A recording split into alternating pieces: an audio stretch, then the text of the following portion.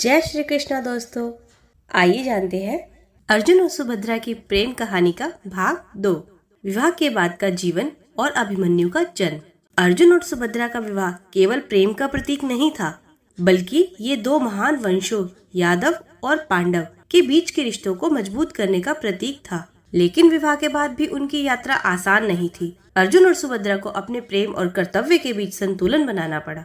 विवाह के बाद अर्जुन सुभद्रा को लेकर हस्तिनापुर लौटे। पांडवों और उनकी माता कुंती ने सुभद्रा का स्वागत किया। हालांकि द्रौपदी, जो अर्जुन की पहली पत्नी थी, पहले इस विवाह से नाराज थी, लेकिन सुभद्रा की सौम्यता और व्यवहार कुशलता ने जल्द ही द्रौपदी का मन जीत लिया। सुभद्रा ने अपनी बुद्धिमत्ता और सादगी से पांडवों के परिवार में अपनी जगह बनाई। उन्होंने न केवल अर्जुन का साथ दिया, बल्कि सौहार्दपूर्ण संबंध बनाए। कुछ समय बाद अर्जुन और सुभद्रा के घर एक पुत्र का जन्म हुआ, जिसे अभिमन्यु नाम दिया गया।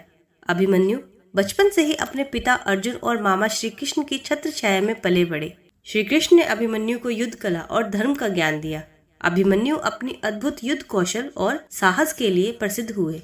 वे केवल अर्जुन के पुत्र नहीं थे, बल्कि पूरे पांडव वंश की आशा बन गए। जब अभिमन्यु गर्भ में थे, तो एक दिन अर्जुन ने सुभद्रा को चक्रव्यूह भेदने की कला सिखाई। यह एक विशेष प्रकार की युद्ध नीति थी, जिसे केवल कुछ योद्धा ही समझ सकते थे। लेकिन जब अर्जुन चक्रव्यूह से बाहर आने का मार्ग बताने लगे, तब सुभद्रा को नींद आ गई, जिस कारण अभिमन्यु को इसे तोड़ने का केवल प्रवेश का ज्ञान था, बाहर निकलने का नहीं। यह ज्ञान उस समय महत्वपूर्ण साबित हुआ जब महाभारत के युद्ध में कौरवों ने चक्रव्यूह का प्रयोग किया। युवा अभिमन्यु ने अपने अद्भुत साहस से चक्रव्यूह में प्रवेश किया और कौरवों के कई योद्धाओं को पराजित किया, किंतु अभिमन्यु इस दौरान वीर गति को प्राप्त हुआ। सुभद्रा ने अभिमन्यु को न केवल एक वीर योद्धा के रूप में देखा, बल्कि एक प्रेममयी माँ के रूप में भी उनका पालन पोषण किया। लेकिन जब महाभारत के युद्ध में अभिमन्यु वीर गति को प्राप्त हुए, तो यह सुभद्रा के लिए जीवन का सबसे बड़ा आघात था। श्री कृष्ण ने सुभद्रा को यह समझाया कि अभिमन्यु का बलिदान धर्म और सत्य के लिए था। यह सुनकर सुभद्रा ने अपने दुख को सहन किया और अपने कर्तव्यों को निभाना जारी रखा।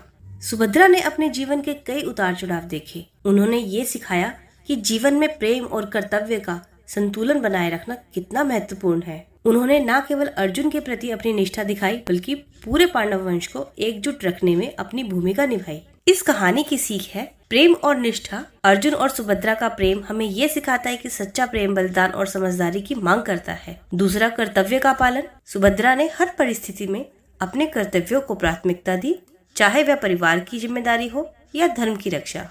और तीसरा, बलिदान का महत्व। अभिमन्यु का बलिदान हमें यह सिखाता है कि धर्म और सत्य के लिए अपने जीवन को अर्पित करना सबसे बड़ा कर्तव्य है। अगले भाग में जानेंगे महाभारत के युद्ध के बाद अर्जुन और सुभद्रा का जीवन कैसा रहा और कैसे उन्होंने अपनी पीढ़ियों को धर्म और सत्य की शिक्षा दी।